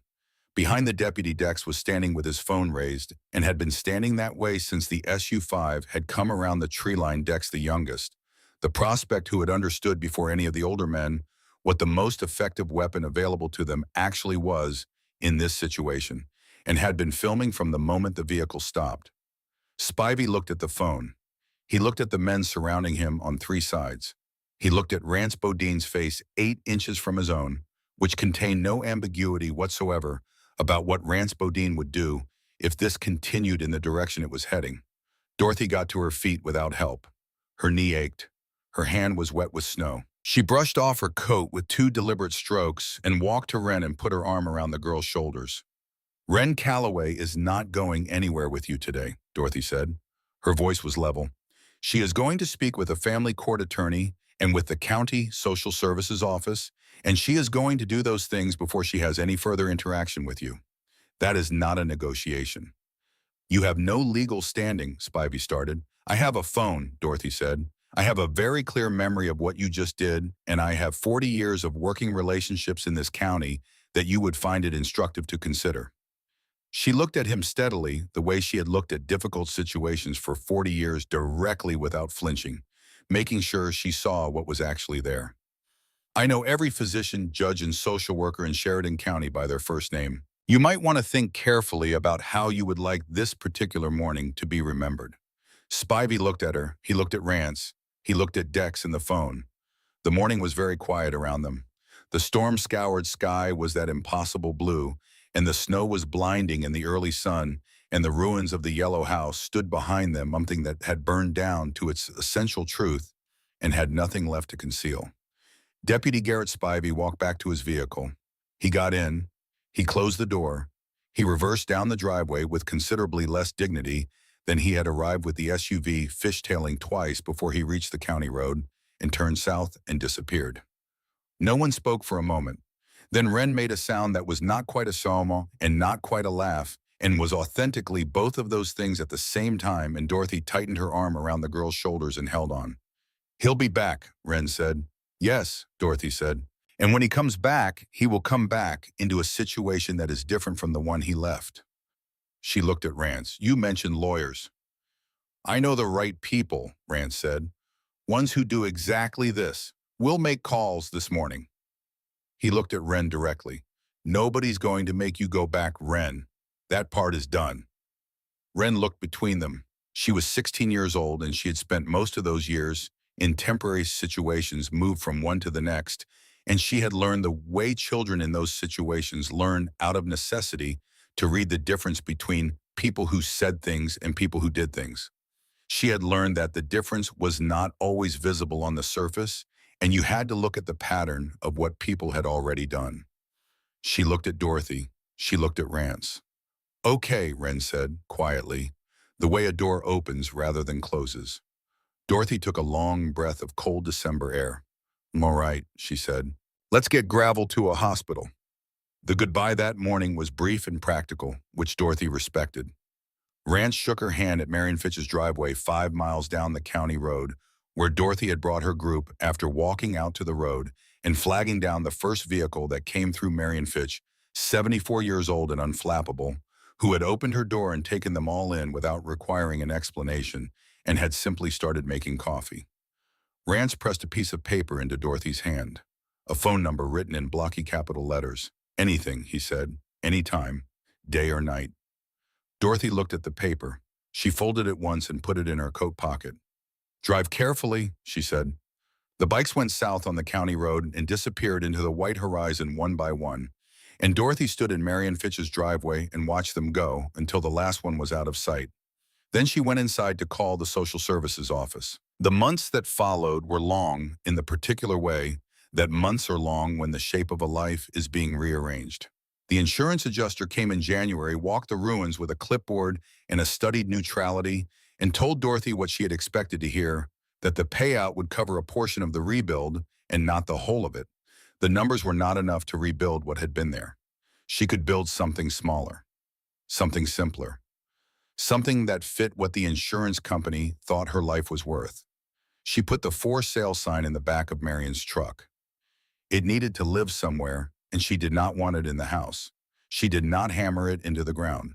She was not ready for that, and she knew she was not ready, and she was at 78 years old, entirely past the age of pretending to be ready for things she wasn't. Wren stayed. This was not a formal arrangement at first, and then it was incrementally the way things become formal when everyone involved simply continues acting as though they are already true.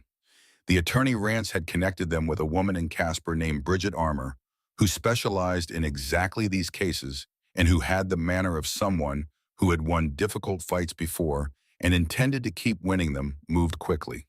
The emancipation hearing was in February. In the week since the morning in the snow, Deputy Garrett Spivey had become the subject of an internal affairs review at the sheriff's department. The video Dex had taken was clear and unambiguous on the matter of the push, and clear enough on other things that the review expanded beyond its original scope. Spivey had been placed on administrative leave pending the outcome. He did not come back to Dorothy's land. Wren came to the emancipation hearing in a plain navy dress she had chosen herself at the department store in Sheridan, a dress that fit her properly, and that she wore with the straightforward dignity of someone who has decided to take themselves seriously. She answered the judge's questions directly and without embellishment, the way Dorothy had taught her in 3 weeks of kitchen table preparation. The judge was a man of 67 who had grown up in Sheridan County and known Harold Mercer by reputation. He granted the emancipation without extended deliberation. In the parking lot afterward, Wren stood beside Dorothy's borrowed car and looked at the February sky. "What do I do now?" she said. "Whatever you decide," Dorothy said. Wren thought about that for a moment. "Can I stay for a while?" "As long as you want," Dorothy said. Wren stayed. She was good with her hands. Dorothy had suspected this from how she had handled herself in the barn, the practical competence of someone who had learned to rely on themselves. She learned to drive the tractor before spring. By April, she could maintain it. She took an interest in the horses, particularly Clarence Jimmy's old quarter horse, 20 years old and arthritic and deeply indifferent to most people who, within 2 weeks of Wren's presence, had developed the habit of coming to the fence whenever he heard her voice. Dorothy watched this and thought about Jimmy, who had also been good with horses, who had also possessed whatever particular quality it is that old animals recognize in certain young people and decide to trust. She did not say anything about it. Some things did not need to be said to be understood. March arrived and the snow began to recede from the south-facing slopes, and the orchard fence line appeared from the snow in gradual increments, and Dorothy walked the fence line one afternoon and looked at the peach trees Harold had planted in 1979 and thought about the persistence of living things. She was in the rental trailer on a Tuesday in the second week of May, ironing a shirt because ironing was the kind of task her hands knew how to do without requiring her mind to participate when she heard it. The trailer was small and the walls were thin, and she heard the sound when it was still at the county road before it turned onto her driveway before it was anywhere close.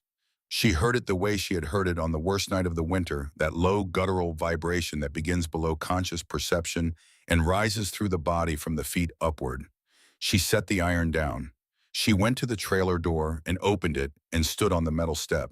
There were hundreds of them. She had no precise count, could not have counted them if she tried, because they stretched back down the driveway and around the curve of the tree line and presumably down the county road beyond, and she could not see where the column ended. She could only see the beginning of it, the leading edge of a river of chrome and leather and exhaust that moved through the greening Wyoming landscape like something geological, slow and permanent, and not to be argued with. They were not all the same.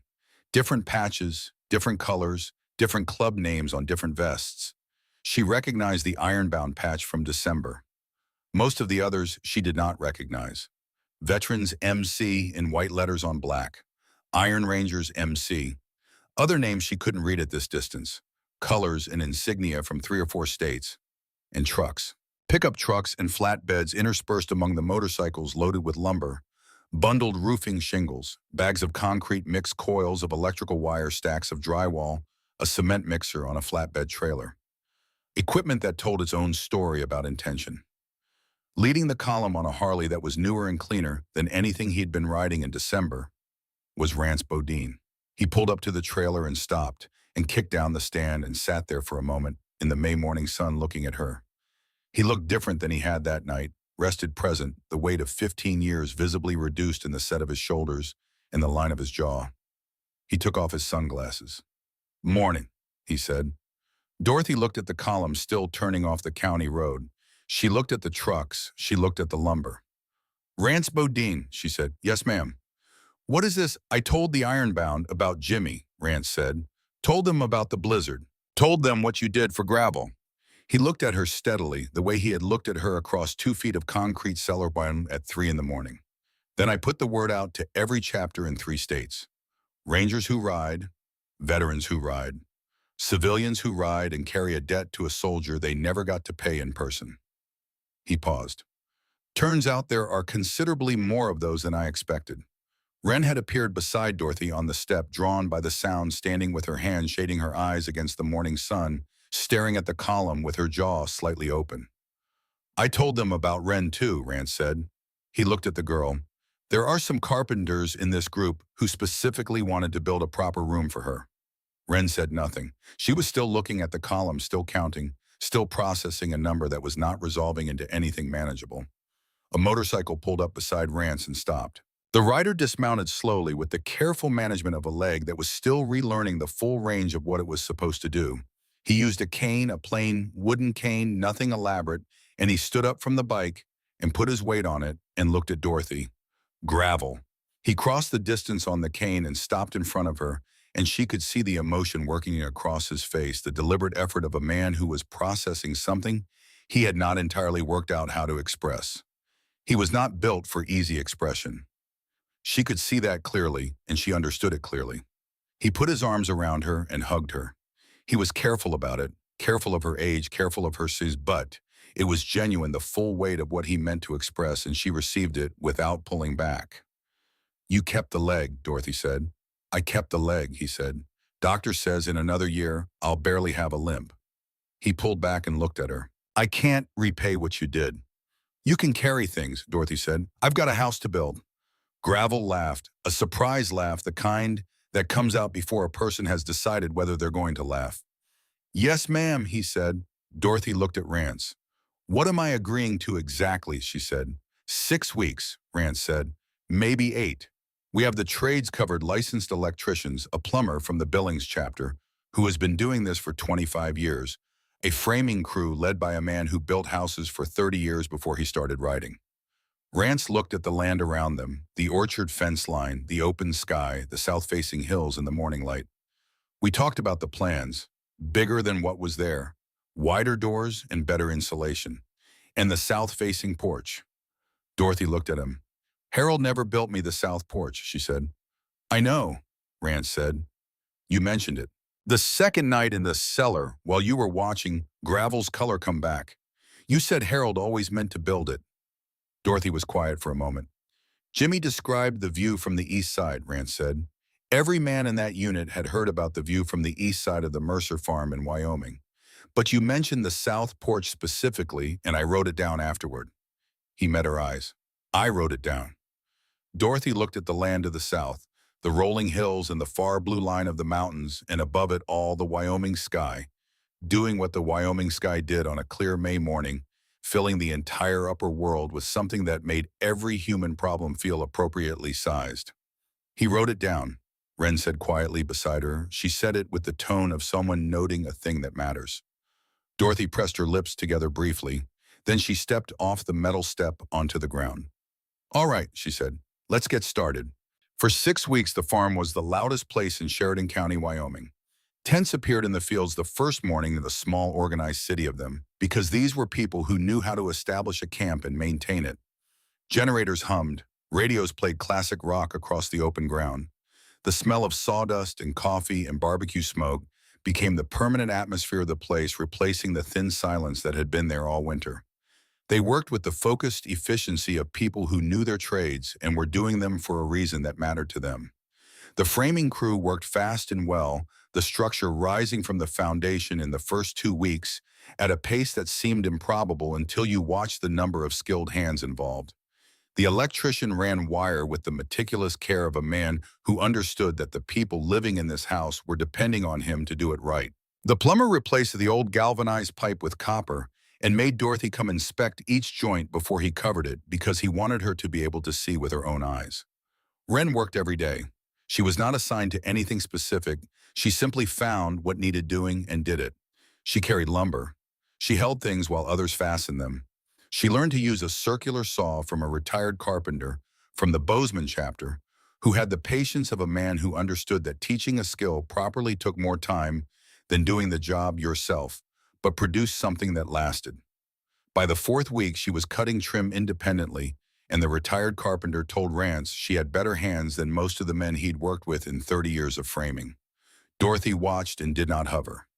She had always understood that the best thing you could do for a capable young person was stay close enough to catch them and far enough away to let them find out what they were made of. She made pie 3 times a week: peach pie from the orchard, apple pie from stores she'd canned and retrieved from Marion Fitch's basement, blueberry from frozen berries Marion had contributed without being asked. She made it in Marion's kitchen and brought it across in the truck and set it on the folding table by the generator and said nothing, and it was gone within minutes every time. She had one conversation with Rance about Jimmy that she had not had in the cellar or the days after. It happened in the fourth week, early morning, before the work started, sitting on the tailgate of one of the lumber trucks with coffee that was too hot and the mountain line sharp and clear to the south. "Were you happy?" Dorothy asked, "when you came back?" Rance thought about it honestly, which she appreciated, did not offer her the easy answer. "No," he said, "not for a long time. I knew why I was alive, and I knew what it had cost, and those two things were hard to hold at the same time without one of them breaking the other." Dorothy nodded. "Did you find a way through?" "Still finding it," Rance said. He looked at his coffee. "This helps." Dorothy looked at the rising frame of the new house against the morning sky. "He would have liked this," she said. "Jimmy, all of this." She gestured at the tents, the trucks, the early risers already moving towards the worksite with their tools and their coffee. He always believed people were fundamentally decent when you gave them a real reason to show it. He was stubborn about it. "He was right," Rance said. "He was usually right," Dorothy said. "He got that from his father." A pause. "And a little from me," she said. Rance looked at her and smiled. On the last Saturday of June, when the south-facing porch had been completed, and the paint was dry, and the orchard fence line had been restored, and the landscaping around the foundation was properly settled, Rance called everyone to the front of the house. They assembled in the yard, all of those who had stayed through to the end, and several who had left during the 6 weeks and come back specifically for this day. Dorothy stood at the front, Wren beside her. Sergeant sat between their feet in the manner of a dog who understood that staying close during important moments was part of his job. The house was yellow. Wren had chosen the color herself, driven to the hardware store in Sheridan with Gravel, who now drove with his right leg without thinking about it and stood in front of the paint display for 20 minutes before choosing. It was not precisely the same yellow as before. It was brighter, more deliberate. A yellow that had been actively chosen rather than simply continued. Dorothy had not been consulted. She had been glad not to be consulted. Rance led her inside. The living room was larger than the original, and the proportions felt right in the way that spaces feel right when the person who designed them was paying attention to how people actually live. The south windows were tall, and the light came in generously the way Dorothy had always wanted light to come in. The wood stove was new cast iron, set in the same corner as the old one. The floors were white oak, properly laid, the walls painted a warm cream that made the yellow from outside come through and become something slightly different and related.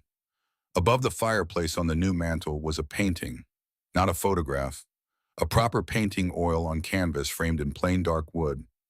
And it was Jimmy. Jimmy at 23, crew-cut, jaw squared, but rendered in paint, and the effect of paint over photography was that the picture had depth and warmth and presence that photographs don't quite allow. He looked like he was looking back at her. He looked like himself.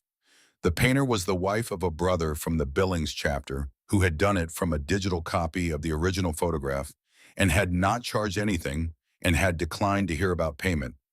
Dorothy would find out the woman's name later and write her a letter because some things required a letter. Below the painting, mounted into the new brick of the new chimney on a horizontal bronze plate, were words. Dorothy read them. "In memory of James Jimmy Mercer, Ranger Soldier and brother, who ran toward the fire so others could walk away from it, to his mother, Dorothy Mercer, the Stormbreaker, who opened her door when she had every reason not to. Home is the people." Dorothy stood in front of the bronze and read it twice. She was aware of the room full of people behind her, the silence they were holding for her, the respectful space of people who understand that certain moments belong to someone else, and their job is to hold the frame while that person occupies the center. She put two fingers on the bronze lettering. The metal was cool. The letters were precise and deep cut, done by someone who understood that this was meant to outlast everything around it. She thought about Harold laying brick. She thought about Jimmy naming every stray dog sergeant, and about the Blake who had lived in her house for 11 years with that name, and about what it meant that she had given him that name without knowing why. She thought about 47 Christmases and a yellow that was a ridiculous color for a house in Wyoming. She thought about a storm. She thought about a door. She had opened a door in December with a gun in her hands and fear in her chest, and a decision to make, and she had made it the way she had made every significant decision in her life. Not because she was certain it was safe, but because she was certain it was right. Those were different things. They had always been different things, and the confusion between them was she believed responsible for most of the failures of courage she had witnessed in a long life. She had been certain it was right to open the door. She turned around. The room was full of people looking at her. Rough people, weathered people, people who carried their histories in their faces and their hands, and the particular way they held themselves in a room. Rance Bodine in front, arms at his sides, eyes doing what she had first seen them do on her old porch in the blizzard, asking. Gravel with his weight balanced carefully, and his cane and his living leg, the leg she had given back to him on the floor of a concrete cellar with a hunting knife and Harold's moonshine. Slab with his forearms crossed, and his expression trying to be neutral and failing at it entirely. Dex in the back, the youngest, who had carried her dog through the storm and filmed a corrupt deputy with steady hands, and who, was she, had decided some time ago, going to turn out to be someone remarkable. Wren beside her, the girl's shoulder touching hers, the girl who had spent her whole life in temporary places and was standing in a permanent one for the first time and knew it. Dorothy looked at all of them. "Who wants pie?" she said. The sound that came back at her was large enough to rattle the new windows in their new frames, and it was warm, and it filled the yellow house from the white oak floors to the freshly painted ceiling, and it went out through the tall south windows into the Wyoming afternoon, where it dispersed into the clean air above the mountains and was gone. But the house held. Every year after that, in the second week of December, the engines returned. The neighbors on the county road learned the sound of them over the first few years and stopped calling anyone about it. By the fourth year, they simply looked up from whatever they were doing when they heard the column coming and watched it pass from their driveways. The Henderson family, 3 miles down, made it a tradition to stand at the end of their driveway with thermoses of coffee to hand out as the riders went by. The riders always stopped. They always accepted the coffee. They always left. The sheriff's department had new personnel by then. Deputy Garrett Spivey had resigned during the internal affairs review process. His attorney had advised it as the strategically sound option before the review reached its conclusions. No one Dorothy knew expressed any particular regret about his departure from public service. Wren was enrolled at Sheridan College by the following fall, studying mechanical engineering. She drove back to the farm on weekends without being asked. She called Dorothy on Tuesdays, which was the day Dorothy had told her she was most likely to be available. This was not entirely true, but it gave Wren a reliable anchor point, and Dorothy had decided long ago that reliable anchor points were worth a small inexactness. Gravel stopped needing the cane 14 months after the surgery. He sent Dorothy a photograph of himself walking without it taken by someone else from a distance. So the photograph showed his whole figure in a parking lot somewhere, walking normally, the easy, ordinary motion of a leg that had been given back to itself. There was no note with the photograph. There did not need to be. Rance came twice a year, December for the anniversary, and once in the summer, usually July, when the orchard was high, and the porch that Harold had never gotten around to building was exactly what it was supposed to be, a place to sit in the long evenings with coffee and watch the light move across the mountains to the south in the last hour before dark. He and Dorothy sat on that porch one July evening in the second summer and didn't say much, and what they didn't say was not empty silence, but full silence, the kind that belongs to people who have said the important things and are now simply present in the same place at the same time. That kind of silence has its own language. Dorothy had learned it in 51 years of marriage, and she had not lost it. Sargent died the following October. He was 13 years old, which was a good age, and he died on the braided rug in front of the wood stove on a quiet morning in exactly the manner of Harold, quietly without drama, in the place he had always been. Dorothy sat with him for a while before she called anyone.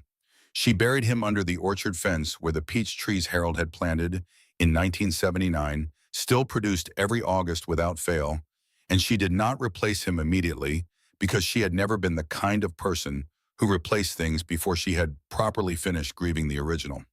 In the spring, Wren came home for a weekend. She arrived at the door carrying a small golden puppy she had found at the county shelter, held out in both hands with the expression of someone who has made a decision and is presenting its results rather than requesting permission. Dorothy looked at the puppy. The puppy looked at Dorothy with the dark, uncomplicated eyes of a creature that has not yet learned that the world contains anything other than warmth and interest in the immediate presence of whoever is in front of it. Dorothy looked at Wren. "Sergeant," Dorothy said. Wren smiled. "Obviously," she said.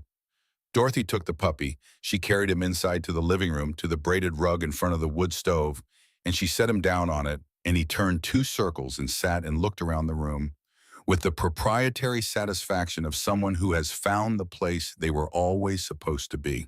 Dorothy stood in the doorway and looked at the puppy on the rug and the painting on the mantel and the new bronze plate on the new chimney and the south windows full of spring light. She thought about doors, about the specific door she had opened in December, in the worst storm in 30 years, with a shotgun in her hands and fear in her chest and a decision to make. She had been afraid. She wanted to be clear about that, at least with herself. She had been genuinely afraid. Anyone who said they would not have been afraid was either lying or had not understood the situation. 9 motorcycles in a blizzard, 9 strangers who looked exactly like the kind of men you were afraid of in the dark. She had been afraid, and she had opened the door anyway. Not because she was brave in some uncomplicated way, because she was a nurse and a man was hurt, and she was the only person who could help him. And the choice between her fear and his need was in the end not a difficult choice for the kind of person she had spent 78 years becoming. That was all it had been at the start. A woman opening a door because a man was hurt, and she was a nurse. Everything else had followed from that single act: the stories of Jimmy, the message she had waited 15 years to receive, the house she had thought she had lost, the girl who had needed a place to become herself, the army of strangers who had come to Wyoming in the spring with lumber and skill, and the particular loyalty of people who believe that debts of honor are real and must be honored. All of it. From one door opened in a blizzard by a 78-year-old woman who decided that her fear was less important than what was standing on the other side of it. Outside, the Wyoming morning was doing what Wyoming mornings do in the spring, spreading light across everything without preference, across the orchard and the open fields, and the south-facing mountains, and the yellow house that stood against the wide sky, with the particular quality of something that had been tested and had held, and had come out the other side knowing exactly what it was. Dorothy Mercer made coffee. She stood at the kitchen window where the photograph of Jimmy hung in its new frame, and she looked out at her land. The view was exactly what he had said it was: the best in the state.